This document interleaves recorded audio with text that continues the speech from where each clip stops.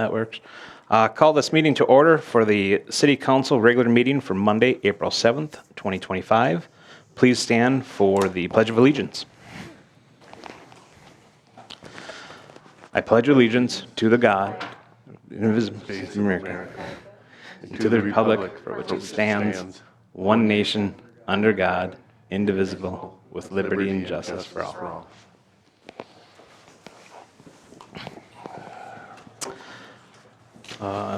Jerry, can you call the roll call, please? Wall, Present. Jensen, Present. Rogenkamp, absent. Maroney, Present. Scott, absent. Thank you. In front of us, we have a consent agenda, items A through F. We have minutes for City Council meeting March 3rd and March 19th. We have claims totaling $573,493.95. We have an approval to sell the 2015 and 2017 Police Department Explorers, a notice of special elections April 15th and 29th, resolution to approve community garden donation, and a resolution to approve donation of garden tools. Do I have a motion to approve the consent agenda? I'll make a motion to approve the consent agenda. I'll second. I have a motion on the floor with a second. Any further discussion?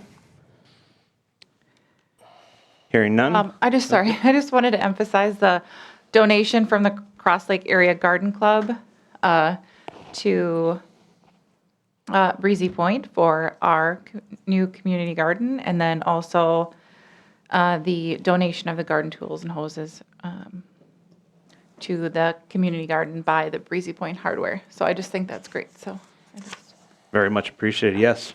Absolutely. Any further discussion? Without hearing any, all those in favor, say aye. Aye. Aye. Opposed? Motion passes. At this time, we'll open up the open forum. If anybody would like to address the council with any agenda items, either on the agenda or off the agenda, you can do so at this time. If you do, please state your name and address for the record. Seeing nobody racing up, we will close out the open forum. At this time, I was just going to make a note, even though we did have this notice of the special elections, April 15th and 29th, we do have some elections coming up in voting. First off, tomorrow is the school referendum. That is not voting on here. It is voting in Pequot Lakes at the Cole Memorial Building. So that is open tomorrow. Make sure your vote counts there. And then for the primary and the general elections, those will be hosted here at the Public Safety Building, both on April 15th and 29th, not at City Hall due to the remodel. And one last thing is the Airport Days is coming up. That is Saturday, May 3rd. So I just want to make those noticed here. Moving on to the next agenda item, we have the Parks and Recreation Committee update. Ms. Gill, if that's, we'll turn it over to you. Or multiple.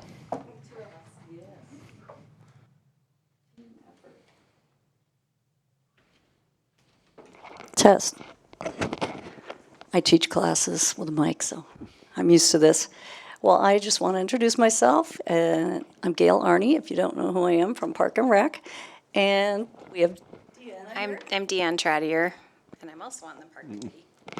So we just wanted to give you an update because we don't have a liaison anymore, and we thought we should be doing quarterly updates. And we've just come upon, a good amount of information that we've been pulling together and things that we're working on. I thought we'd want to keep you abreast of all that. So first of all, I wanted to talk about the donations we just got. And one other excellent donation we just landed was a SHIP grant, which the garden group helped to write, and then Joe finished up for us and got that through today, as a matter of fact. So that'll be coming through next time for, what, $1,500, Joe? That is fantastic. So we're really excited about that. I just was told by Deb that we have one plot left. That's great. One raised bed, 17 inches. So we're really excited about that because a lot of people thought we weren't going the first year, and that would have been reasonable that we wouldn't even sell out the first year, but we're sold out before we even can start. So I think it's going to be wonderful. I'm really looking forward to that, and I think it's going to be a great thing for the community. We wanted to say that Joe and his team have done a fabulous job. We cannot say enough how great he's been to work with us and give great ideas and make it the best garden that I think anyone in the area has, or anywhere I've seen. So big thank you from us, and I'm sure from all the gardeners. And Deb has been a big help too, as far as getting all the information on the website and everything, and taking the, a new job of taking on the signups and everything like that. So we prioritized our work after we learned City Hall was going to get remodeled. So we decided to prioritize City Hall Park Campus. And so that's what we've kind of been looking on.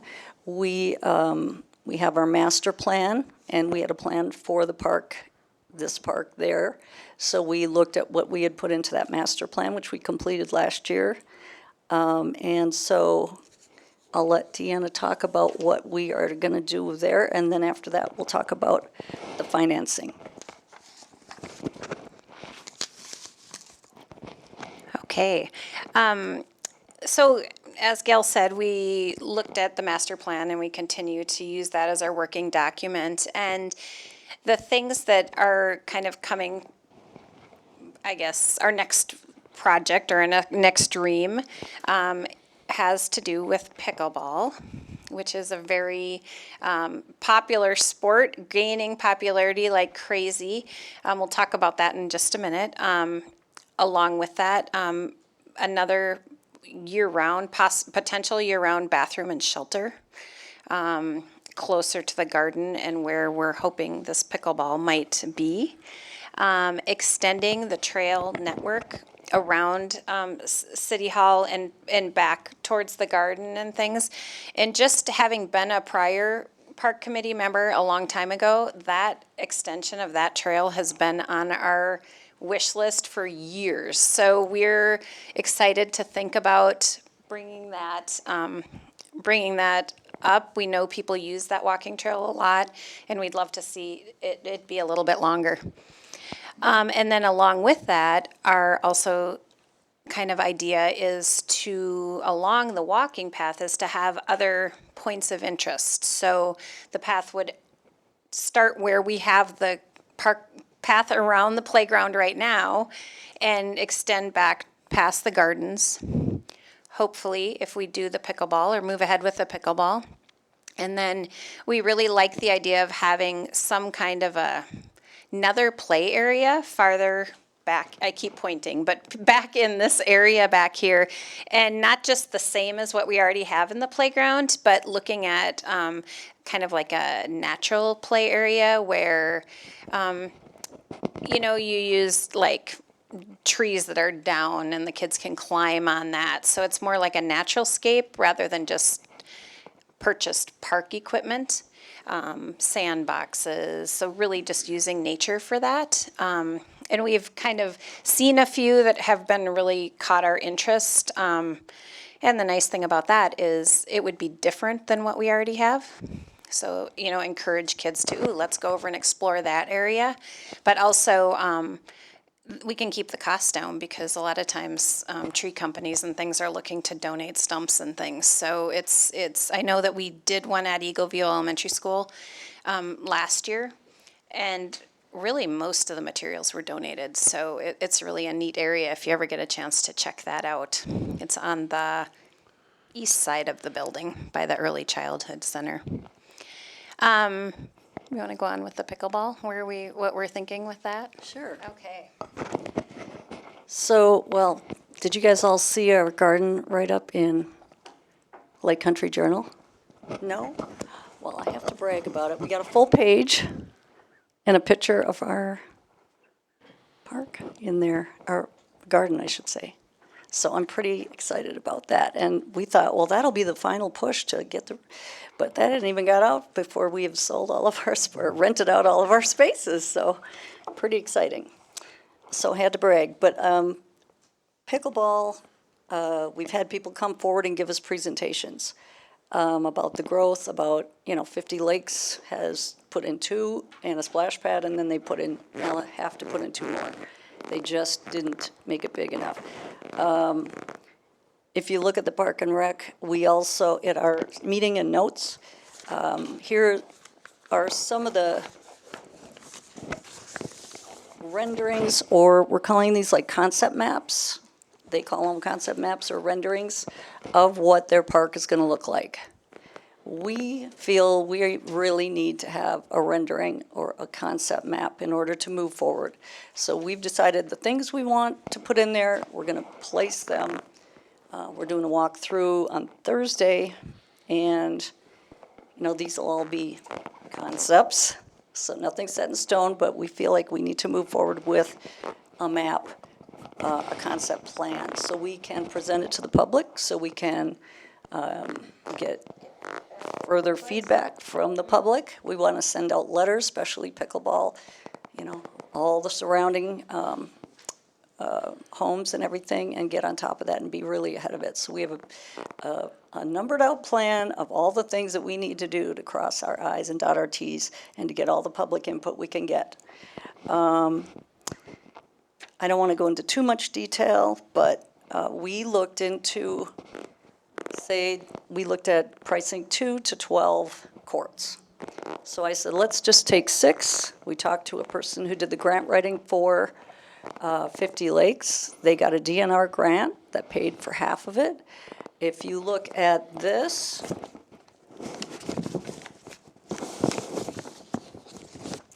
this was in our packet. And if anyone wants to look at this, you can look at this one. But this is in our packets on the public, to print out in our agendas. She did above and beyond. We just wanted a general kind of like, what could we expect from different of the money wise. And we looked at 6 courts. The DNR would be 88,000. Sourcewell has a community grant that matches. They would do 50. The remaining is 38,000. Just from there, we also know Sourcewell has a fund that they will pay for this concept map. They will pay for the grant writer fees. So also, we're looking at the Initiative Foundation, who Kim Slipey on our committee is employed at, and she's working with the pickleball enthusiasts and some other park or Breezy Point community members to work to make a 501(c) for us, because Cross Lake has the PAL Foundation, Nisswa has the Friends of the Parks. They all have a 501(c) that can raise funds for them. And they have, so that's what we kind of need. And so I'm kind of working towards getting groups of people together to take that on and to raise the rest. So we're really hoping between all of that and our park and rec budget, and even hopefully not to use it if possible, that's what we're looking at to get all this done. So, yes. 2 things I thought of when you were talking. We've had a couple of different presentations about pickleball just from enthusiasts in the area, and quite a few people approaching us saying, we'd love to see pickleball. It's a hugely growing sport, and I think one of the biggest things about it is that it's so multi-generational. People go and they play with their kids, their grandkids, older adults. Several of the people that came to talk to our committee were past tennis players and are older now and are just loving the sport. They love the community piece of it. They'll just show up and people want to play. We just know that it would be a big draw. And as we said, what we said, Cross Lake is putting in more courts. Nisswa wants to add some. 50 Lakes started with 2. It's not enough because they're busy all the time. So we definitely think there is a really big interest in it in the area. And we've had a lot of the enthusiastic people saying fundraising is not hard because there's such a big pickleball community that really will support this. So that's really encouraging to us that we're not looking at, trying to talk people into it. People are there if we start to put the word out. The other thing, also at our last meeting is Dave Spizos attended because I asked one of our residents to represent the pickleball and help us because we need experts, just like we do with anything else. We're not experts in pickleball, so we got the experts in to give us their information and input. And he happens to be someone that Dave asked to give him expertise for the pickleball courts they're thinking about putting in. We asked if there was going to be any conflict there, and he felt that it was only going to enhance each other, that our pickleball courts would have a place and his are going to be fee-based and possibly indoors. They don't know yet for sure, but there's still a concept plan as well. But we are really happy to know that and it was a concern too, that, we don't want to, overdo it or, step on toes there. So he said it's absolutely going to enhance both of our pickleball experiences. So any questions that you guys have for us? I don't think I have any questions, but I got to commend you. I know recently Cross Lake Neighboring, the map that you have, posted what their plans were, and I really appreciated what they did together, putting that map and visual together, because it made a visual appear in my mind of what their plan was. So I'm really excited to see that you guys are looking forward to doing that for Breezy Point. I think that is a great asset to bring to what we want to do to the community campus here at City Hall. So nothing but kudos on approaching it that way and making sure that we're planning appropriately what we're going to be doing. Because I know a lot of ideas, a second ball field, the ice rink, so many concept plans that the Parks and Rec has talked about in the past, that this really kind of solidifies. It can always change, but it solidifies people in what that visual is going to look like. So I really commend you on taking that action, and that's something I would personally support. So not only can I see it, what's going to happen, but the entire community can get behind and what benefits it's going to bring. Yeah, and along with that, as we pursue grants, having a map like this is vital to, on the DNR definitely, and even other grant writing I've done before, we need to have them be able to see this is well thought out, it's planned for the future, not just we want to plop some pickleball down. But this is what we hope to do. Very, very good, and an excellent job on grant writing, both to you and staff Joe. Thank you very much for securing those and all the donations that have come across for the community garden. So I don't know, I didn't really have any questions. Those are some statements I wanted to make. I don't have any questions either, but I'd like to thank you. I think Parks and Rec has done a great job. I think you're on the right track. At the end of the day, this is the land that can be developed. I mean, the rest of the land that's owned, just with hills and just the topology of it, it's not going to work. And you definitely need the concept layout for grants. And pickleball, I think, will be a huge success. But the garden, it's nice to see things for different age groups, different, ages, I think that just shows us we have the interest In of the people interest coming here of to the do community, things. you We know, really now do, like we're- way big interest Yeah, I think in you gardening. did a and great job. A lot of the people will use both. I did not notice, I know we had on our agenda to put forward, and I don't know if it's supposed to come here or not, but about those lots that were going to be auctioned tomorrow, so we needed action tonight on that. On the agenda. Yeah. Oh, Yeah, it's we way do down have there, something on the okay. agenda, so. So that's one thing we want to also do is get into more detail on what other lots in the city park that we should target for future. And so we want to make like a 5, a 10, and a 20, or as soon as, within 5, 10, and 20-year plan on the concept, and put in things like think ahead. And that's what we'd like to do. And also ways to get here safely, having a crosswalk, all kinds of things like that we think are important. So the lots that we're talking about, it's big, but it has to come together, at some point. And we want to at least look at what we're thinking of it at this point and then get the public's input on it and everybody else who has a piece of it. So, I Sal, was did just you going to have- say, I yeah. appreciate the work on the 501c3. I think that'll be really helpful to have. I know we've talked a long time about trying to do fundraising and how do we do that. So I think that'll be great. And then also just addressing some of the concerns with the North Star. I think that's nice that you kind of did that ahead of time. So then if you get those questions, you can address them when they come up. So yeah, good work. Thanks. so we would like to end this with asking you guys to give us the authority to go ahead and get quotes on concept plans from different engineering companies. For Joe to go ahead and do that. Sure.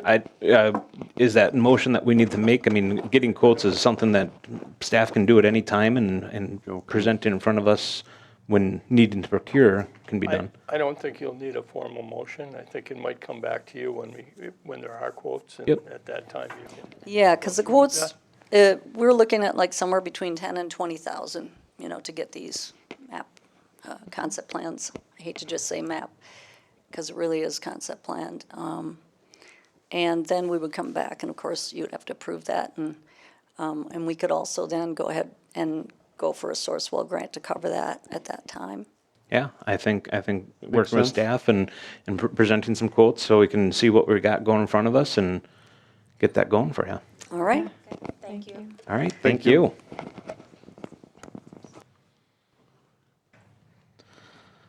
All right. Next item on the agenda is a sewer extension for Airport Road to Terminal Road to authorize preparation of plans and specification and authorize ad for bids. Is this a Jerry or Joe? Maybe we'll tandem it. Perfect. I think this whole concept started probably about 3 or 4 years ago when the first notion of a hardware store was coming in on a piece of vacant property that's north of the Commander.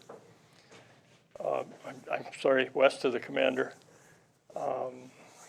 That said, Jerry, there were check your mic real quick. That said, there were a number of options that we looked at, and WinSEF has looked at 3 or 4 different options. The first option that was out there was a full-fledged start at Airport Road, come along the go west and all the way up to Red Pine and down Red Pine and down Terminal. That was something that probably had some sticker shock behind it. And we looked at another option to look at just coming up with a short stub, or I shouldn't say stub, but a short length between airport and terminal, stopping there, and that would provide access to the hardware store, plus it also provides access to any of the future developments in Red Pine and Terminal that would be available at the time that Red Pine and Terminal were rehabbed and replaced. We also looked at another option whereby the hardware store would hook directly, not with a small lift pump, that would service only the hardware store property and go across County Road 11. That was approximately $125,000. The short stub of along County Road 11 from airport to terminal was about $225,000, and the other one was $1 million plus. The other option that was looked at for the hardware store was actually a on-site system that they would do and maintain themselves. When we looked at it, we also met with the hardware store folks and talked about the alternatives and looked at how we could make something work for them and for us. We are recommending that we do the initial sewer line between terminal and airport. And Mr. Wiebolt has also agreed to participate in the cost of that.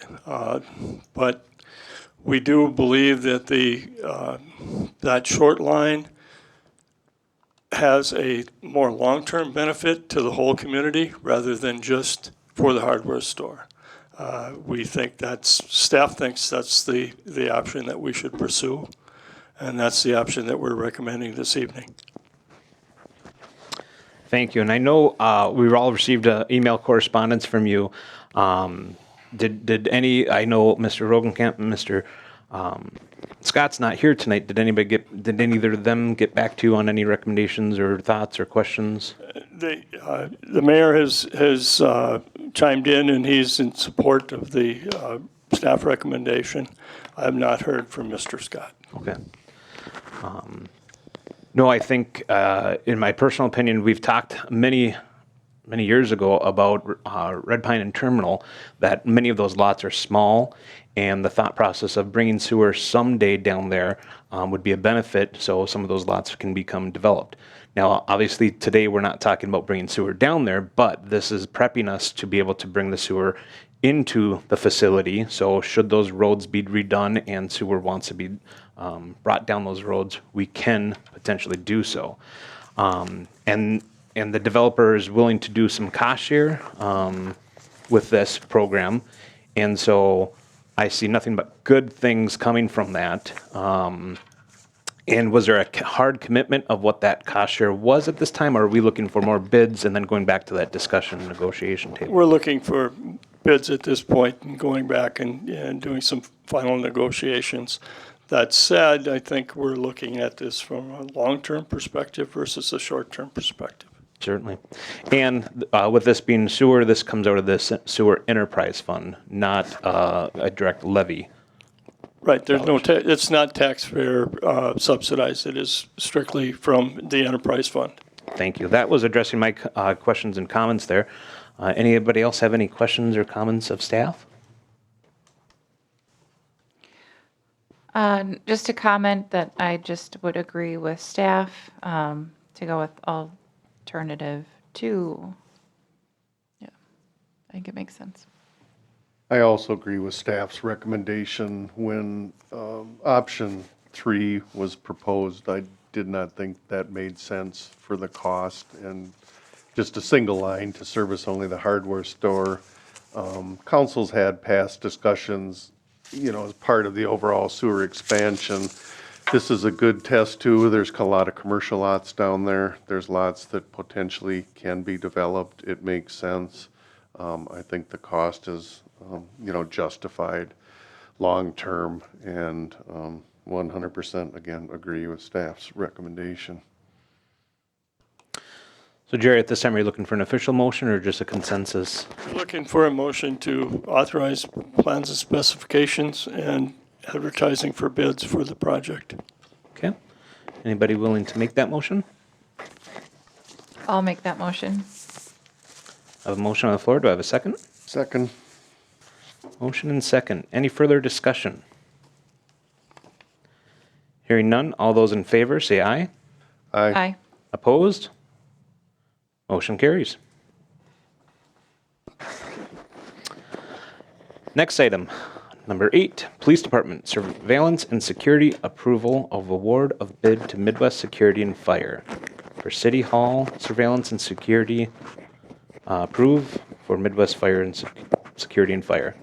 Is this a Jerry? I guess it's me again.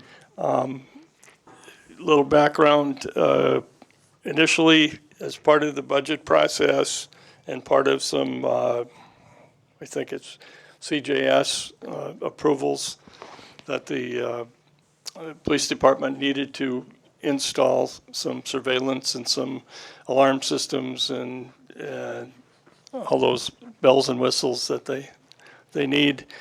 That was budgeted as part of the process. This is part of that budgeted, those items. We took quotes from OnSystems and from Midwest Security. At the same time, as we got in dug a little bit deeper into the City Hall program, we found that there was not any surveillance that was included in the proposal. The original proposal under the contract with High Tech was that there was going to be a surveillance system, but it was going to be a lease system on a monthly basis. I think maybe that was done for budgeted purposes, but it is seen as not a very viable option at this time. So at the same time we were dealing with Midwest and OnSystems, we asked them to give us a quote for the surveillance at the City Hall. That said, the quotes between the two for the two projects at the same time. The other thing that I should add is that under the high-tech proposal, Midwest Security was providing the locking and some of the security already that was included in the City Hall system. So one of the things that we looked at that we thought was very important was that there be consistency between the two buildings and that we did not have to talk to different suppliers and or different maintenance folks when we had issues. Hopefully we don't have any issues, but when we did, we'd be able to talk to the same people and probably avoid some finger pointing and those type of things if in fact we went with two different suppliers. So the recommendation is to award the bid to Midwest Security. All right, thank you. If I may add one. Yep, I was just going to turn to you. I know one of the things that was kind of mentioned about when we went through budgeting is CGIS was requiring this. This met all the boxes for the requirements. Correct. I just wanted council to know that the criminal justice information that we house here, there's federal requirements that it has to be alarmed. There have to be camera systems. We are currently not in compliance. So we need to make these purchases to get within their requirements. Okay. Thank you. Does anybody have any questions of staff at this point? No, I mean, to me, it makes sense. I mean, we need to have the surveillance systems. And to pay a monthly lease doesn't really make sense, especially since public safety is having it installed. I think it's what we should be doing. I don't have any comments. So. At this time, then, be looking for a motion to accept the bids from Midwest Security. Anybody willing to make that motion? I'll make the motion to accept Midwest Security to install the surveillance and security at public safety and City Hall. I'll second. Motion on the floor and seconded. Any further discussion? All those in favor say aye. Aye. Opposed? Motion carries. Item number 9, recommendation parcel for purchase for parks. Now we have a visual in front of us tonight. Is this Joe or who wants to take on this one? Okay. Jerry again? There currently is a public auction that is being conducted by Crow Wing County to sell some tax forfeited parcels.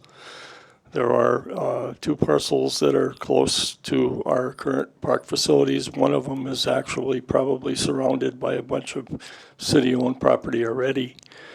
That auction concludes tomorrow. We would like authorization to participate in that auction so that we could possibly acquire that specifically the one parcel at the corner of Pinewood and what is the other one? North Spruce. North Spruce. There's also another one that's close by in Bear that probably we maybe should look at. The process that the county is using today is much different than the process that's been utilized in the past.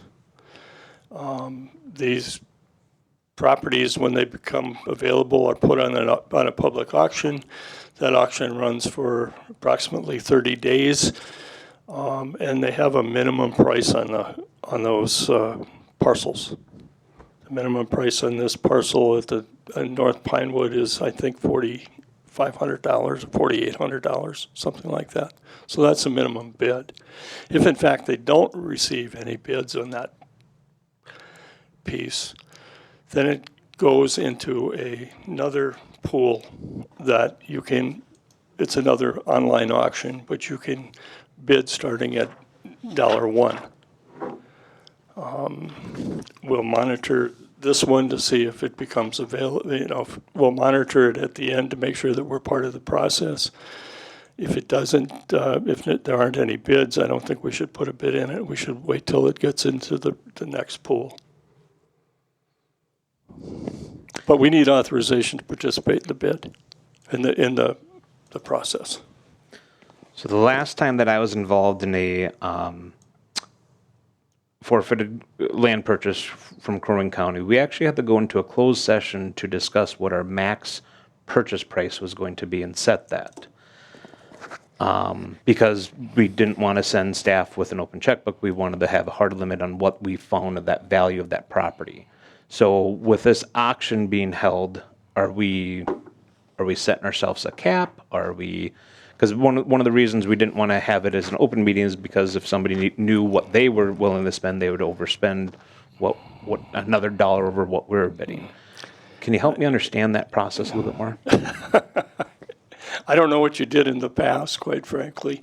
And the process was much different at that time, I believe.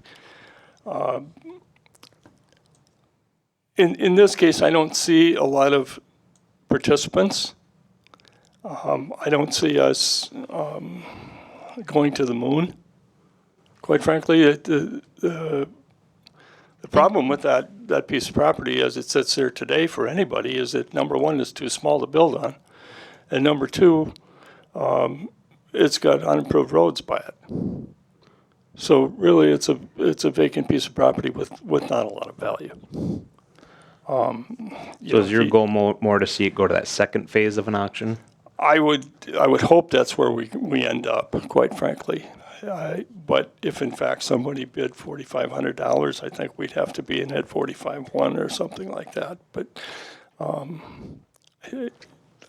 I think there's some judgment that has to happen. I don't know that we need to get into. I don't know how we can get into a closed session at an auction like this and participate. I don't know how physically we could do it, quite frankly.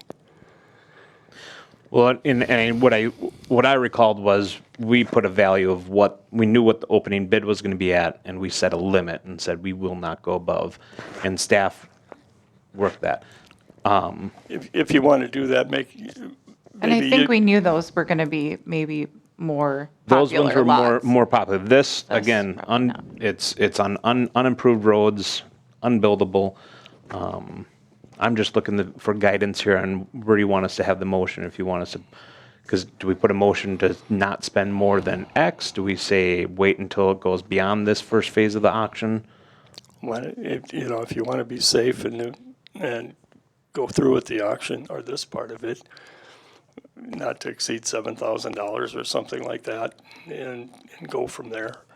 I really don't think it's going to get there because it just isn't a usable piece of property for anybody else but us, which is very unfortunate that we can't, under the old system, if in fact you had a chance to determine whether they were conservation or non-conservation, and if you determined they were conservation, they got turned over to you for public purposes. Yep.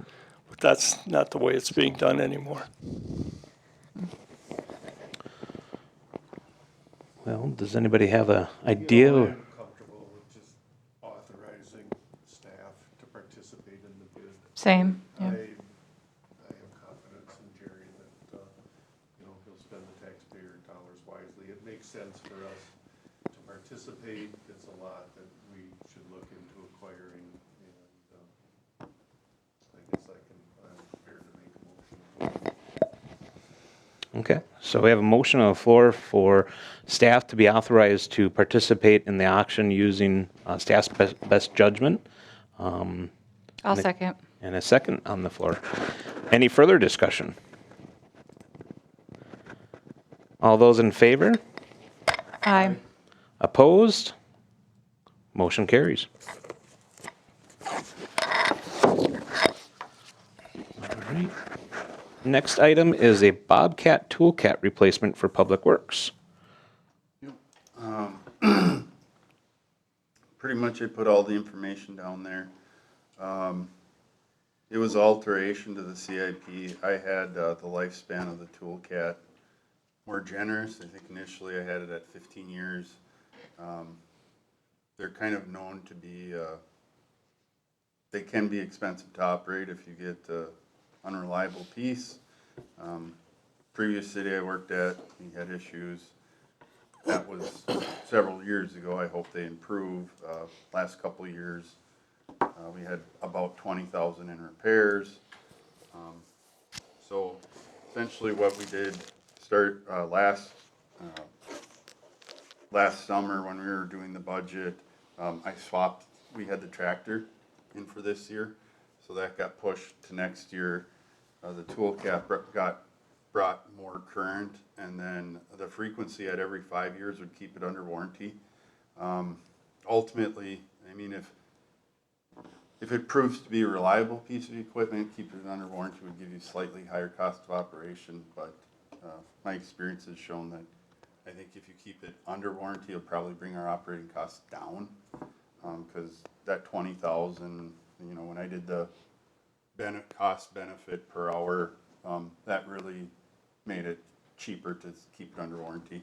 Then you get the benefits of higher trade and all that things. So dollars and cents wise, I think it's a wash, and I think it gives us more consistent maintenance costs. And then you can see the attached quote. The price was pre-bid. I think this was through Sourcewell in the past. Bobcat has used MnDOT state bid, which is how we buy plow trucks. It's a unique item. There's really nothing else like it. That's why there isn't comparable things. Every Bobcat dealer in the state would be at the same price.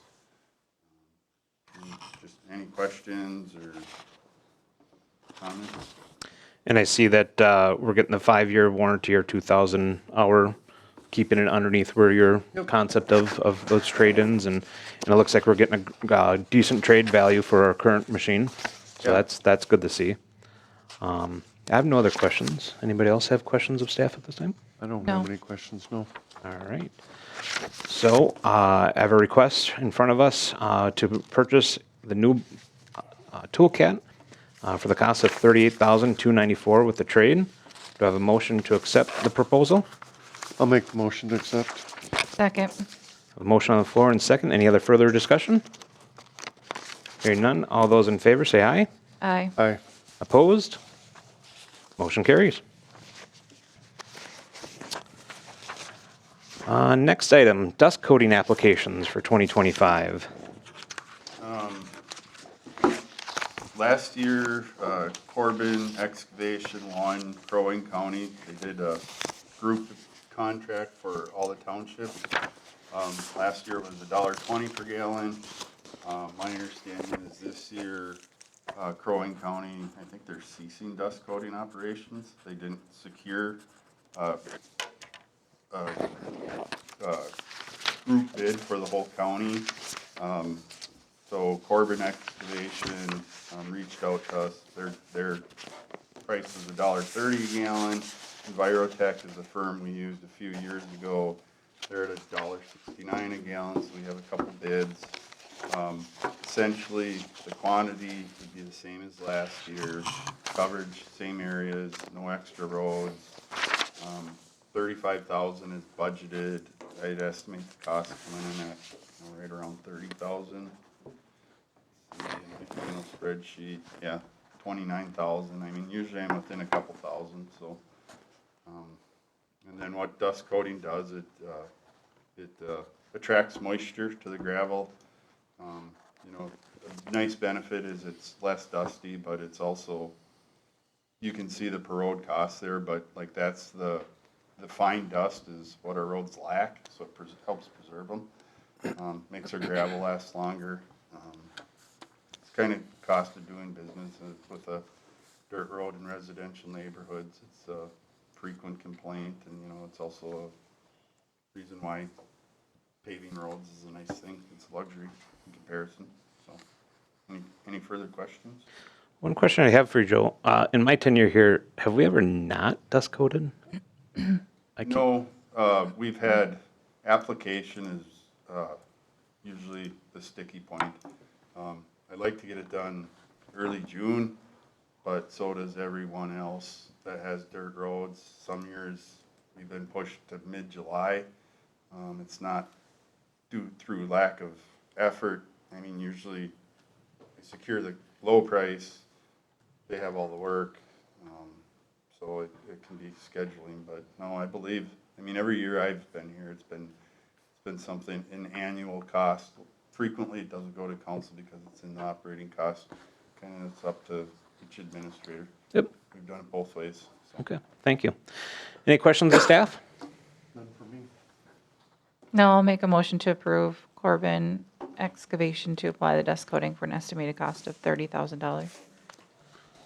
I'll second. A motion and a second. Any further discussion? All those in favor say aye. Aye. Opposed? Motion carries. Next item is a John Deere motor grader warranty. Looks like an extended warranty that we're looking at purchasing for. It's an option that was brought to me by the John Deere warranty salesman, I guess you'd call him, because he noticed our extended warranty is running out. And then I saw him at the hardware store Saturday and let him know it was on the agenda. And that's when he clarified to me in the memo where I say the warranty could be, paid monthly, yearly, or full up in front. That's a maintenance contract. The actual warranty has to be paid in full. But I did break the prices down per year because it'd go 7 years. Motor grader is by far our most expensive piece of equipment. They're generally reliable. In my mind, at $1,700 a year, that could be that could help with your operating expenses. They're can be very expensive to fix. I mean, if I were to do a warranty, I would get the warranty that covers the hydraulics, the engine and drivetrain, which is the $11,000 warranty. I'd probably just roll the dice and go without a warranty. And if you get a $50,000 bill, don't be surprised. It's hard to predict when things break down. Usually the heavier equipment like that's pretty reliable, but it's like forecasting weather, really. Sure. And that's a 2021 piece of equipment. When is that up on the capital improvement plan? How long, what's our anticipated that we are keeping that machine? Longer than I work here. Okay. So definitely a 7-year will And- get its full use out of it. Yes, and part of to doing the extension of this warranty is if you pass on it now, and let's say we have troubles and we want to get back into it, you might not. They'd evaluate the machine, they would take engine oil samples and stuff, probably want a fee in addition to get back into that, and then your costs would be higher. That's how Leon explained it. He lives in town, so he works at the hardware part-time, so I see him a lot. Okay, sure. He sold it to us, and then he left John Deere, but he's back, so. All right. Any questions of staff? None for me. No. Anybody leaning towards a certain, I know we have 3 options in front of us, all for a 7-year, 84-month. We've got engine only at $2,900. We've got powertrain, which is the engine and drivetrain, at $5,600, and the powertrain and hydraulics at just under $11,800. I would just go with staff's recommendation for the 11.8. I would agree. Then a motion and a second. I'll make that motion. Okay. Second? I have a motion on the floor, seconded by Mr. Jensen. Any further discussion?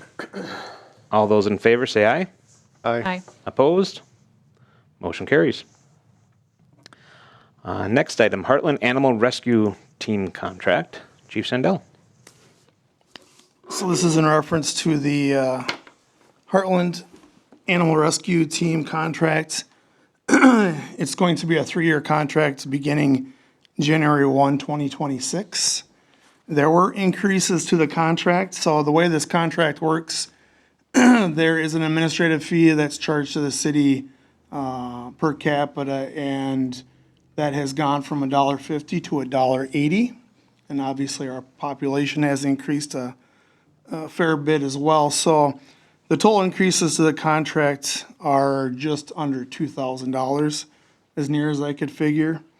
And that's our annual fee. Now, the additional fees are for animals that are brought in, and there's a daily fee, any veterinary fees. If it's a dangerous animal, there are increased costs. As long as we have been with Hart, having them provided the shelter for us, I just spoke with our animal control officer today, which is a separate contract, but he informed me that, to his knowledge, we have never had an animal left there that someone has not come and claimed. An owner is picked up, and the owner then is charged with all the expenses. So the city isn't being charged extra above our annual administrative fee. That's basically our fees. And a portion of this contract, we determine what the pickup fee is when someone goes in to pick up their animal. Currently, it's $50. I look at that as not so much as a fine to the party because of a stray dog, because we have administrative citations for those purposes, but this pickup fee offsets the annual fee to a degree. I say we're recouping some of our funds back again. Now, we can leave it at 50.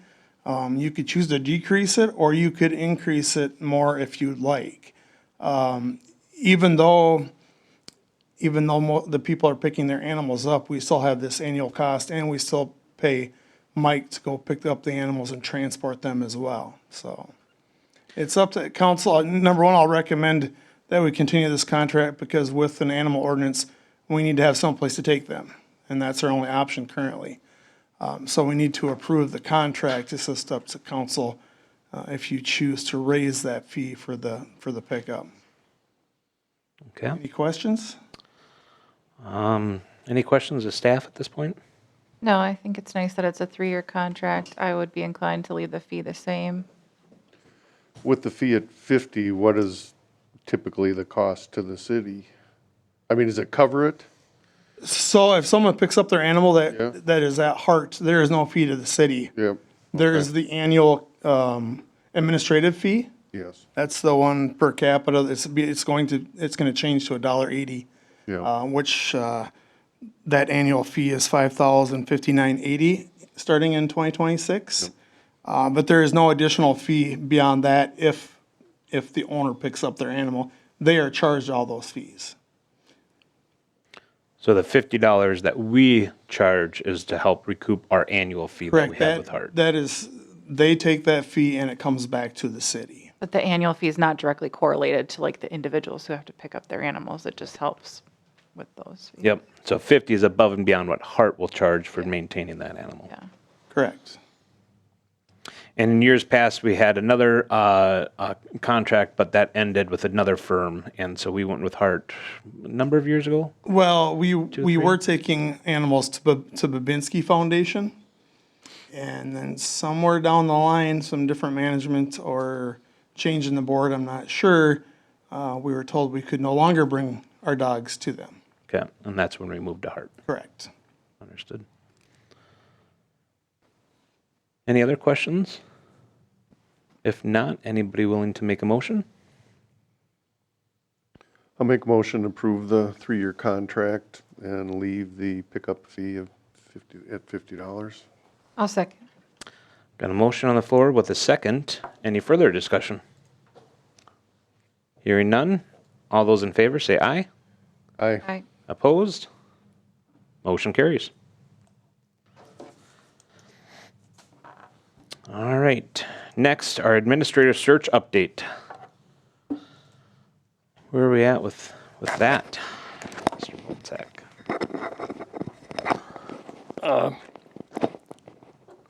We need to set a couple of meeting dates so that we can meet to choose applicants and interview. That said, I think the memo that was part of the packet shows that there were 11 total applicants as of last week. I think that's been increased by about 3 or 4 as of today. I'm told that 1 or 2 of them are very viable candidates. That's what I'm told today. That said, hopefully we can come about a day or some time in the week of 4/28 to have a special meeting to screen some applications. So if you, and the way it's looking, it's preferably going to be between the first couple of days of that week, because the mayor is gone at the end of the week, and I think Mike is also not available towards the end of the week. So if Monday or Tuesday, if we can make that work, we can, that would be great. If not, maybe we have to look at the next week. Sure. You mentioned Mr. Rogenkamp had already expressed where his calendar lies within the week of the 28th. With Mr. Scott not here, when he reviewed the packet, did he have any opinions on meeting dates? When I got an email today saying that he might not be there, I sent an email back to him asking him for some dates when he'll be available. I have not heard anything back from him yet. Okay. All right. So the first date that we're looking for is preferencing the Monday or Tuesday, the April 28th or 29th, and this is to review the candidates to select for which ones we're going to be interviewing. It sounds like the mayor was preferencing the Monday or Tuesday, as he will be out of town. Would either of those days work for either of you by potential? I'll defer to you and Rebecca. I'll make it work. I know I can make either day work. Do we have a time of day? I can't remember what time we did this last time. I believe we did it in the evening because we had a previously scheduled joint workshop that was already in the books that we had all planned on attending. At 4? Or did we do it at 5? That was, I believe, still at the Did it 7? 6:30 or 7 time frame. Right. I think it was a 6:30. Okay. I think either day would work for me if it's at that time. In the evening time frame? Yeah. Do we want to meet earlier, or should we plan on a 6:30 time frame like we have been meeting? 6:30 is fine by me. Should we, any preference, flip a coin, Monday, Tuesday?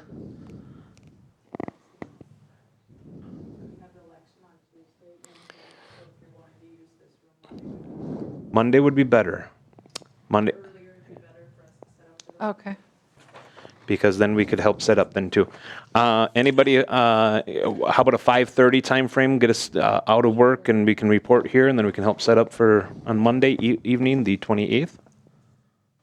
That should work. Is that a motion that we need, Jerry, on approving that date?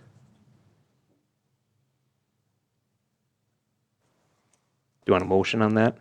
Please. Okay, I'll entertain a motion for us to set a meeting to review the applicants to select who we're going to be interviewing for Monday, April 28th at 5:30 p.m. at the Public Safety Building. Anybody want to make that motion? I'll make that motion. Do I have a second? I'll second. A motion on the floor, seconded. Any further discussion? Hearing none. All those in favor? Say aye. Aye. Aye. Opposed? All right, we have our meeting date to select the candidates, which Jerry will inform both the mayor and Mr. Scott of those. And if we get a meeting reminder, that'd be greatly appreciated. Next on that item then was to set a date for the final interviews that we can do. Ideally, if we could set that up now, it kind of takes the guesswork. If we need to amend it, we could probably amend it on the 28th, but if we could set something up now, that might be ideal. Is that right, Jerry?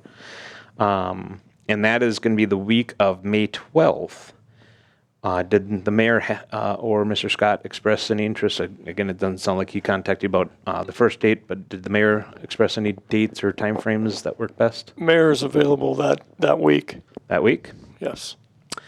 And again, we did this in the morning. Again, the goal was for staff to be participating. So I would recommend that we consider the same kind of timetables that we had lined up before, depending on how many we have and what time this starts. Is there certain days that would work best? I know Rebecca and I think we took the day off to attend the last meeting. Did you take a day off from work, Steve, on that day? No, I didn't. Is there a certain day that would work best for you, Rebecca? I think usually Mondays and don't work, but and Thursday I have a conflict. There's fourth grade graduation, so I think that will probably be a conflict. Okay. I know I'm mainly conflicted on Tuesday. I can make Wednesday. I can reschedule something that I have on Wednesday. Sounds like Wednesday. Wednesday the 14th. Yeah, that's. Okay. Wednesday the 14th with a start time roughly probably for council at 9, but staff and Mike at 8 a.m. and the applicants. Let's start at 9 o'clock. Yeah. Kind of do the same process that we did before. That seemed to work well for everybody. But I'll let you work out the finer details as it gets near that. But you want that date in a motion right now? Please. Okay. Anybody willing to make that motion for setting interview date for Wednesday, May 14th, morning, we'll say, and with the final determination of time frame started later? I'll make that motion to, on May 14th for the administrator interviews, starting in the morning. Motion I'll second. with a second. Thank you. All those in favor, or sorry, first off, any further discussion? Hearing none. All those in favor, say aye. Aye. Opposed? Motion carries. And thank you if you can get those calendar reminders sent out to us as well, as long as notifying the mayor and Mr. Scott. All right. Next item on the agenda, City Hall high-tech pay application number 6.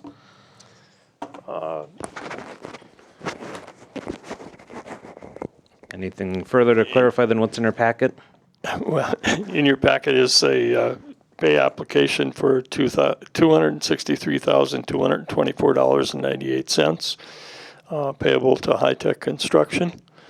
I might give you a little bit of an update where that process is today. I still think that they're probably 2 weeks behind what they thought they were going to be, but they're making some significant progress in the last week. The siding is starting to go on, and you can see what the building is going to kind of look like. They've got about halfway up on the west side. The interior, all the insulation's been done. Most of the rough electrical and mechanical ductwork, et cetera, is in place. The fire suppression system is installed. The well has been drilled. The sheetrock is going up as we speak. They should be done with the new section of the building sometime towards the end of this week. I anticipate that next week they'll be in sheetrocking the council chambers. So it's coming along. It's totally different. It looks totally different in there than it did a month ago. The walls are up. You can see where the offices are, and you can visualize what some of the things that are happening. So that's an update on the building. Great. Thank you. I'll entertain a motion to pay the invoice here from High Tech in the amount of $263,224.98. Also moved. Motion. Second. Motion and seconded. Any further discussion? All those in favor say aye. Aye. Opposed? Motion carries.